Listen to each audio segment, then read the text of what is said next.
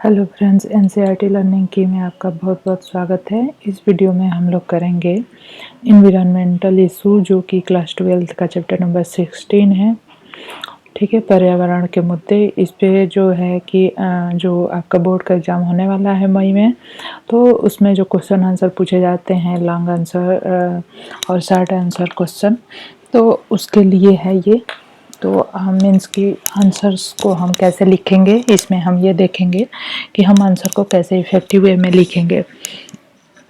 तो मान लीजिए कि आपसे क्वेश्चन पूछ लेता है, list all the waste that you generate at home. जैसे घर में हम लोग, पर्यावरण इशू क्या है कि घर में बहुत ज़्यादा वेस्ट जनरेट करते हैं एट होम, घर पे, स्कूल में, और during your trip to other places, या फिर हम कहीं भी घूमने जाते हैं तो वहाँ भी हम बहुत सारे जो है कि वेस्ट जनरेट करते हैं।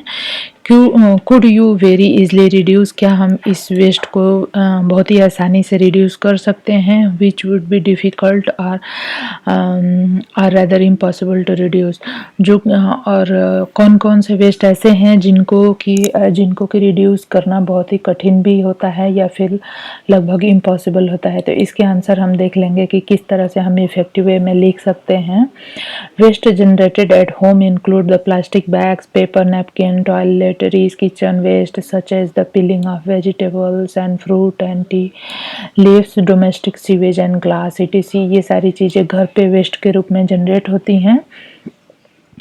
स्कूल में हम क्या क्या वेस्ट जनरेट करते हैं। Waste generated at school include the waste paper, plastic, vegetable, fruit peels, food wrapping, sewage etc।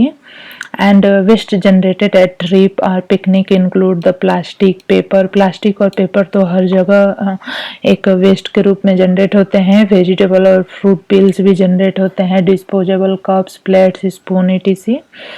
Yes, waste can be easily reduced by judicious use of the above material। wastage of paper can be minimized by writing on both sides of the paper and by using recycled paper। हमें वो paper use करना चाहिए जिसको कि हम बहुत ही आसानी से रिसाइकल कर सकते हैं। Plastic and glass waste also be reduced by recycling and reusing. जो प्लास्टिक और वेस्ट ग्लास वेस्ट है, इनको भी हम रिसाइकिल करके रीयूज कर सकते हैं। Also substituting plastic bag with biodegradable jute bag can reduce waste generated at home, school or during trip। Domestic sewage can be reduced by optimizing the use of the water while bathing, cooking and other household activities। Non-biodegradable waste such as plastic, metal, broken glass etc. are difficult to decompose because microorganisms do not have the ability to decompose them। तो non biodegradable waste में कौन कौन सी चीज़ें आ जाती हैं। Plastic आ जाता है, metal और ब्रोकन ग्लास, ये सारी चीज़ें जो है डिकम्पोजर्स के द्वारा जो है क्या होता है, डिकम्पोज नहीं होती है। जो कि माइक्रो ऑर्गेनिज्म जो कि डिकम्पोज करते हैं उनके द्वारा नहीं होती है, क्योंकि ये उनके एबिलिटी से बाहर का होता है। तो यहाँ पे हमें यही जो लिस्ट करना था कि कौन कौन से वेस्ट जो है डिकम्पोज हो सकते हैं और कौन कौन से नहीं हो सकते हैं। नेक्स्ट क्वेश्चन है हमारा, what are the various constituent of domestic sewage. जो डोमेस्टिक सीवेज होता है उसमें क्या क्या चीज़ें होती हैं। Discuss the effect of sewage discharge on a river. और अगर हम इस सीवेज का डिस्चार्ज करते हैं रिवर में तो इसके क्या बैड इफेक्ट होते हैं। तो domestic sewage is the waste originated from the kitchen. Domestic ये जो हमारा डोमेस्टिक सीवेज होता है, यह होता है वेस्ट जो कि किचन से रिलीज होता है। Toilet, laundry and other sources।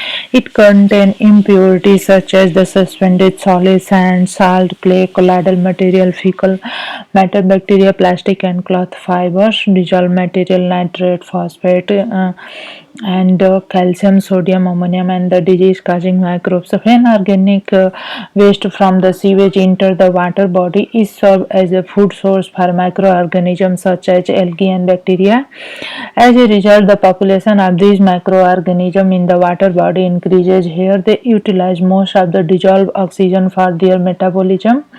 This results in an increase in the level of the biological oxygen demand in river water and result in the Death of the aquatic organism. Also, the nutrient in water led to the growth of planktonic algae, causing the algal bloom. This caused the deterioration of water quality and fish mortality. तो इस तरह से हम यहाँ पे देख सकते हैं कि जो डोमेस्टिक सीवेज होता है उसे क्या क्या वेस्ट निकलते हैं, और इस डोमेस्टिक सीवेज को अगर हम डिस्चार्ज कर देते हैं रिवर में तो इससे क्या क्या हमें बैड इफेक्ट झेलने पड़ते हैं।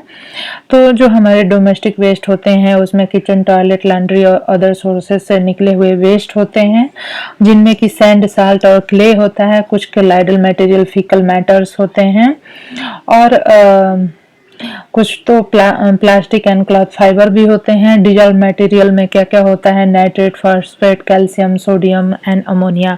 डिजीज काचिंग माइक्रोब्स भी होते हैं। When organic waste from the sewage enter the water body, जब जो है ये ऑर्गेनिक वेस्ट सीवेज वाटर से वाटर बॉडी में जाते हैं, it serve as the food source for micro organism. तो यह जो है माइक्रो ऑर्गेनिज्म के लिए फूड सोर्स की तरह कार्य करते हैं, such as algae and bacteria. As a result, the population of these microorganisms in the water body increases. इसके रिजल्ट स्वरूप क्या होता है कि माइक्रो ऑर्गेनिज्म जो होते हैं वाटर बॉडी में वो बढ़ जाते हैं। Here they utilize most of the dissolved oxygen. और यहाँ पे जैसे कि ये सारी चीज़ें जब हम वाटर बॉडी में डिस्चार्ज करते हैं तो क्या होता है कि रिवर में जो है तो क्या होता है कि as a result population of the micro organism इसमें बढ़ जाते हैं, और इनके इंक्रीज से क्या होता है जो बायोलॉजिकल ऑक्सीजन डिमांड है वो बढ़ जाता है। और इससे क्या होता है कि जो रिवर में एक्वेटिक जो ऑर्गेनिज्म होते हैं उनकी डेथ भी रिजल्ट होती है। तो इस तरह से हम अपने आंसर को इफेक्टिव वे में लिख सकते हैं। नेक्स्ट हमारा क्वेश्चन है, right critical note on eutrophication. Eutrophication बहुत ही पॉपुलर टॉपिक है, इससे हमेशा क्वेश्चन पूछ लिए जाते हैं। यूट्रोफिकेशन क्या होता है और ये कैसे पैदा होता है, इसके बैड इफेक्ट क्या क्या होते हैं। तो यूट्रोफिकेशन पे शॉर्ट नोट लिखने को भी आ जाता है 3 से 5 नंबर तक में। तो चलिए इसको देख लेते हैं। It is the natural ageing process of the lake cause due to nutrient enrichment. It is brought down by the run off nutrient such as animal waste, fertiliser, sewage from the land. Land से जो भी चीजें हम जो है water body में छोड़ते हैं, डिस्चार्ज करते हैं, तो क्या होता है कि कोई भी रिवर या लेक होता है तो वहाँ पे न्यूट्रिएंट इनरिचमेंट हो जाता है। वहाँ पे बहुत ही ज़्यादा न्यूट्रिएंट इकट्ठे हो जाते हैं, जो कि कहाँ से आते हैं? एनिमल वेस्ट से, फर्टिलाइजर से और सीवेज से, जो कि सीवेज लैंड से आता है। Which lead to increase in fertility of the lake. और इस तरह से क्या होता है कि लेक की जो फर्टिलिटी होती है बहुत ज़्यादा बढ़ जाती है, और इससे क्या होता है कि बहुत ही ज़्यादा प्राइमरी प्रोडक्टिविटी बढ़ जाती है उस लेक इकोसिस्टम की। जब लेक इकोसिस्टम की प्राइमरी प्रोडक्टिविटी बहुत ज़्यादा बढ़ जाती है तो क्या होता है? This lead to increase in growth. जब किसी भी इकोसिस्टम की प्राइमरी प्रोडक्टिविटी बढ़ जाएगी तो क्या होगा? Growth, increase in growth of algae resulting into algal Bloom, इसका रिजल्ट होता है। तो यहाँ पे मल्टीपल चॉइस में पूछ लेता है कि यूट्रोफिकेशन का रिजल्ट क्या होता है। 4 ऑप्शन दे देगा, उसमें से एक ऑप्शन रहेगा एल्गल ब्लूम। और बाद में क्या होता है? Later decomposition of this algae deplete the supply of oxygen leading to the death of other aquatic animal life. और जब ये एल्गी बहुत ज़्यादा ग्रो हो जाते हैं, फिर जब ये डिजेनरेट होते हैं तो फिर क्या होता है कि एक्वेटिक जो एनिमल्स होते हैं उनकी भी डेथ होने लगती है।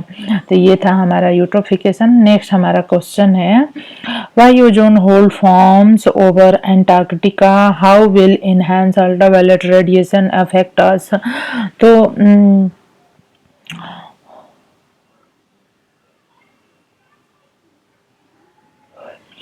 यहाँ पे क्वेश्चन पूछा जा रहा है कि आर्कटिक और एंटार्कटिक जो नॉर्थ पोल और साउथ पोल है, तो एंटार्क्टिका क्या है, साउथ पोल है। तो यहाँ पे एक ओजोन होल बन गया है।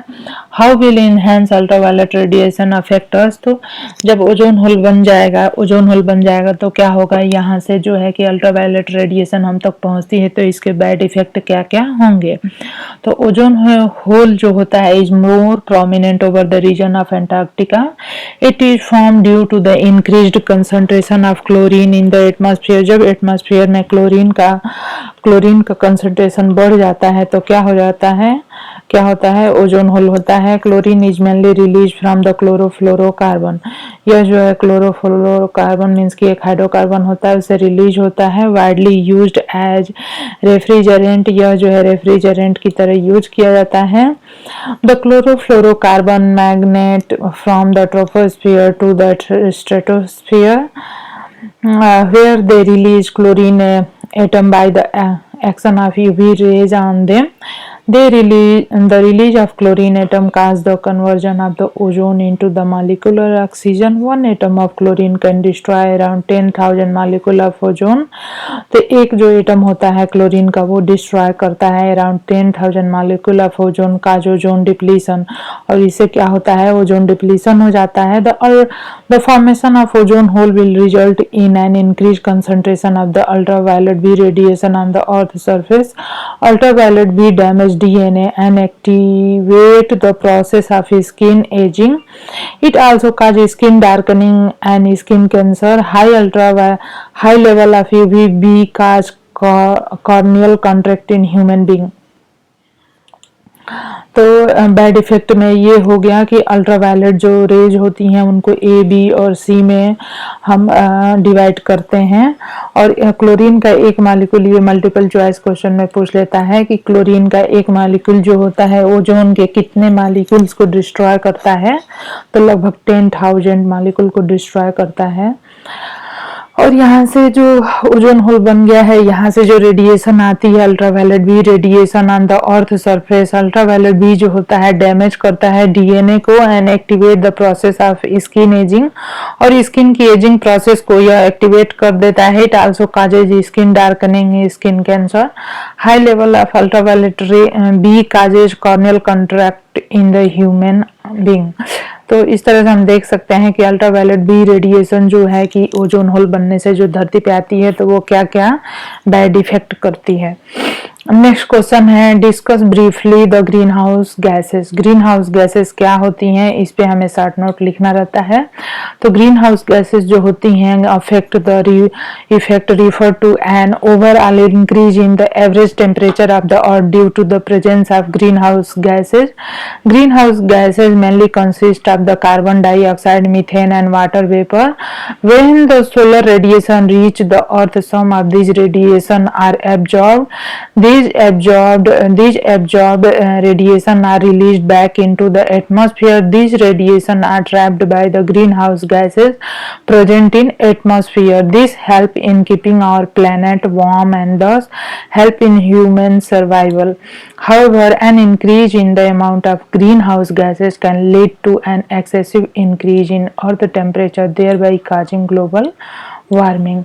मीन्स कि एक हद तक इसका होना भी जरूरी है, लेकिन जब ये आवश्यकता से ज़्यादा बढ़ जाता है, ग्रीन हाउस गैसेस का जो कंसंट्रेशन है ज़्यादा बढ़ जाता है, तो यह जो है हमारे अर्थ पे, ग्लोब पे जो है ग्लोबल वार्मिंग करता है, जो कि बैड इफेक्ट काज करता है। नेक्स्ट हमारा क्वेश्चन है What initiative were taken for reducing vehicular air pollution in Delhi? Delhi जो है वहाँ पे बहुत ज़्यादा व्हीकल्स हैं, तो वहाँ पे जो है कि वेहिकुलर पॉल्यूशन बहुत ज़्यादा हो जाता है एयर में। तो हमें क्या इनिशिएटिव लेना चाहिए।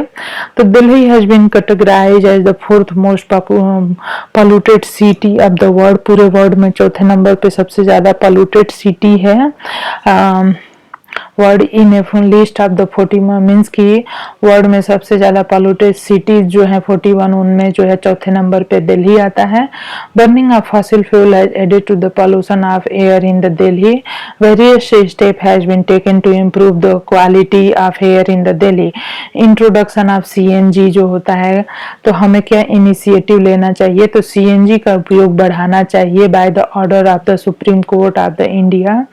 CNG powered vehicle were introduce at the end of the 2006।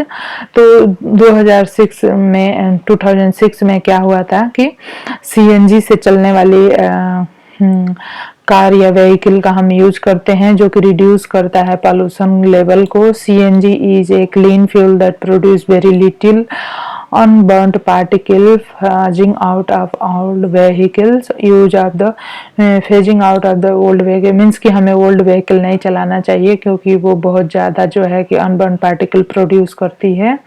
Use of unleaded petrol, unleaded without lead के पेट्रोल को यूज करना चाहिए। Use of low sulphur petrol and diesel. Use of catalytic converter. Application of stringent pollution level norm for the vehicle. Implementation of the Bharat stages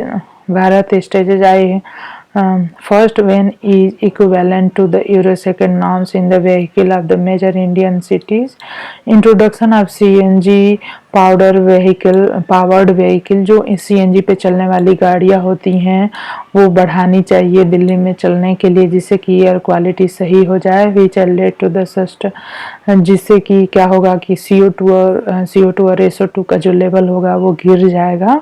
how the problem of suspended particle SPM जो respiratory suspended particulate matter will still persist.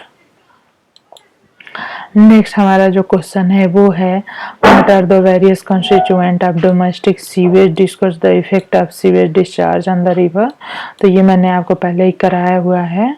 दूसरा जो है discuss the cause of the effect of global warming, तो ये भी मैंने कराया हुआ है कि किस तरह से सर्वाइवल पे अफेक्ट करता है इफेक्ट ऑफ ग्लोबल वार्मिंग, क्या क्या हो सकते हैं। और यहाँ पे यूट्रोफिकेशन भी कराया हुआ है। यहाँ पे बायोमैग्निफिकेशन है, तो बायोमैग्निफिकेशन क्या होता है, to protect the crop from the disease and put a large number of the pesticide use. से क्रॉप को प्रोटेक्ट करने के लिए डिजीज से और पेस्ट से, जो कि छोटे छोटे इंसेक्ट लग जाते हैं, हम बहुत सारे पेस्टिसाइड यूज करते हैं और ये जो पेस्टिसाइड हैं ये मिट्टी में पहुंच जाते हैं और एब्जॉर्ब कर लिए जाते हैं प्लांट के द्वारा। एंड जैसे कि मिट्टी में क्या है कि न्यूट्रिएंट है और वाटर है, ये जो है प्लांट के द्वारा एब्जॉर्ब किया जाता है और मिट्टी में ये पेस्टिसाइड भी पहुंच जाते हैं और ये प्लांट के द्वारा एब्जॉर्ब कर लिए जाते हैं। Due to rain this chemical can also enter, और रेन के द्वारा ये केमिकल जो है इंटर कर लेते हैं वाटर सोर्सेज में। वाटर सोर्सेज में जैसे कि वाटर बॉडी जो है हमारी रिवर या लेक है या पॉन्ड है, तो उसमें जो एक्वेटिक प्लांट और एनिमल है उनके अंदर फिर वहाँ से चली जाती है और इस तरह से बैडली अफेक्ट करती है। As a result chemical enter the food chain since this chemical cannot be decompose, they keep on accumulating at the each trophic level.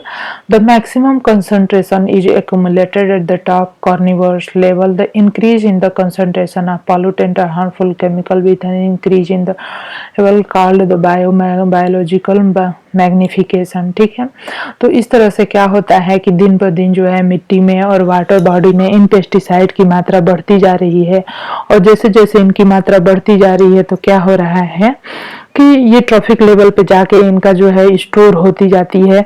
जैसे कि DDT है, DDT जो है एक लंबे समय के अंतराल पे ये बढ़ता जा रहा है इसका कंसंट्रेशन, पॉन्ड में भी और सॉइल में भी।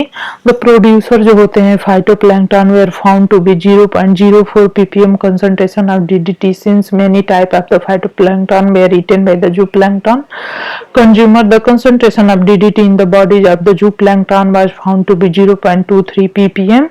Small fish that feed on the zooplankton accumulate more DDT in their body. Thus large fish top carnivore that feed on the several small fishes have the highest concentration of the DDT. हाँ, तो ये रहा हमारा biomagnification. उसके बाद यही question का answer इस तरह से भी लिखा हुआ है, इसको आप चाहे तो एक बार पढ़ सकते हैं। ये क्वेश्चन मैंने पहले भी कराया हुआ है। Discuss the role of women and community in protection and conservation of the forest. क्योंकि हम लोग जो है क्या पढ़ रहे हैं, पर्यावरण के मुद्दे, तो हम यहाँ पे ये डिस्कस करना है कि वुमेन जो औरतें होती हैं और जो कम्युनिटी होती है वो किस तरह से एक मेजर रोल प्ले करती हैं इन्वायरमेंट के कंजर्वेशन में। Case study of the community, Bishnoi community के ये पढ़ लेते हैं। तो बिश्नोई कम्युनिटी कहाँ पे रहती है? Rajasthan. Strictly believe in the concept of the living peaceful with the nature peacefully. ये लोग जो है इन्हें जो है कि प्लांट्स मीन्स कि फॉरेस्ट के साथ रहना पीसफुली बहुत ही अच्छा लगता है, नेचर के साथ। In 1731, the king of the Jodhpur ordered his minister to arrange the wood for construction of the new palace। नए पैलेस के लिए जोधपुर के राजा ने ऑर्डर किया कि वुड का अरेंजमेंट किया जाए। For this purpose the minister and the worker went to the Bishnoi village. Bishnoi village में बहुत बड़ा फॉरेस्ट था। There Bishnoi women called the Amrita Devi. तो अमृता देवी along with his daughter and the 100 of the other Bishnoi showed the courage to stop forward and stop them for cutting tree।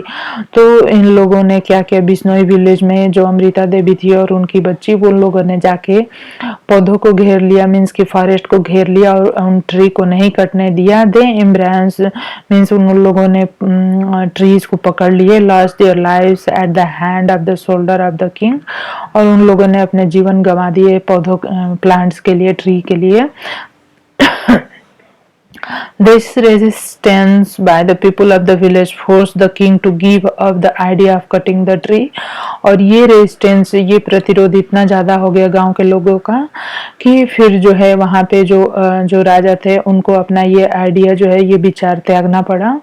Next हमारा case study है चिपको movement. चिपको movement क्या है? Was started in the 1974 in the Garhwal region of the Himalaya. In this movement the women Garhwal, जहाँ से आदित्य योगी आते हैं, उनका गांव है। In this movement the women from the village stop the contractor from cutting the forest tree by embracing them. तो यहाँ भी ठीक ऐसे ही हुआ था। तो इस तरह से हम देख सकते हैं यहाँ पे कि ये दो केस स्टडी में हम देख सकते हैं कि किस तरह से औरतों ने जो है कि क्या किया कि ट्रीज को कटने से बचा लिया। नेक्स्ट हमारा जो है ये है रेडियो एक्टिव वेस्ट और डिसफंक्शनशिप एंड ई वेस्ट। तो जैसे कि छोटे छोटे टॉपिक दे देते हैं जिसपे कि आपको डिस्कस करना है और शॉर्ट नोट लिखने होते हैं। तो रेडियो एक्टिव वेस्ट पे और डिसफंक्शनशिप एंड ई वेस्ट पे आप इसको पढ़ सकते हैं। ग्रीन हाउस गैसेस क्या होती हैं ये भी देख सकते हैं। तो यहाँ पे हम देख लेते हैं एक बार कि रेडियो एक्टिव वेस्ट क्या होते हैं। रेडियो एक्टिव वेस्ट जो होते हैं are generated during the process of the generating nuclear energy from the radio active materials. Nuclear waste is rich in the radio active material that generate large quantity of the ionising radiation such as gamma rays. These rays cause mutation in organism which often result in the skin cancer at high doses. These rays can be lethal. Safe disposal of radioactive waste is a big challenge. It is recommended that nuclear waste should be stored after treatment in the suitable sealed container, which should be then buried in the rock. डिफंक्शनशिप and e waste, जो भी ई waste होते हैं जैसे उनमें क्या लगा होता है, copper, iron, gold, silicon, these metal are highly toxic. E waste में जो होते हैं क्या होते हैं कि ई वेस्ट में जो होते हैं इलेक्ट्रॉनिक वेस्ट जनरली जो होते हैं, इनमें क्या होता है, इनमें जो मेटल्स लगे होते हैं ये बहुत ही टॉक्सिक होते हैं, highly toxic and for serious. इसलिए people of developing countries are involve in recycling the process of this metal, therefore get toxic substances present in this waste. तो ये उनके हेल्थ को बहुत ही बैडली अफेक्ट करता है। तो फ्रेंड्स ये जो था क्लास 12 का चैप्टर नंबर जो 16 था पर्यावरण के मुद्दे, इन्वायरमेंटल इश्यूज पे जो आपके एग्जाम होने वाले हैं मई में 12th बोर्ड के 2020-21 में, उसमें जो है क्वेश्चन आंसर जो पूछे जाते हैं तो आपको आंसर कैसे लिखना है, इस वीडियो से आपको ज़रूर से मदद मिलेगी। तो मेरे चैनल को ज़रूर से सब्सक्राइब कर लीजिए और बेल आइकन को भी प्रेस कर दीजिए, जिससे कि आपको हर एक चैप्टर के क्वेश्चन आंसर के वीडियो मिल जाए। धन्यवाद।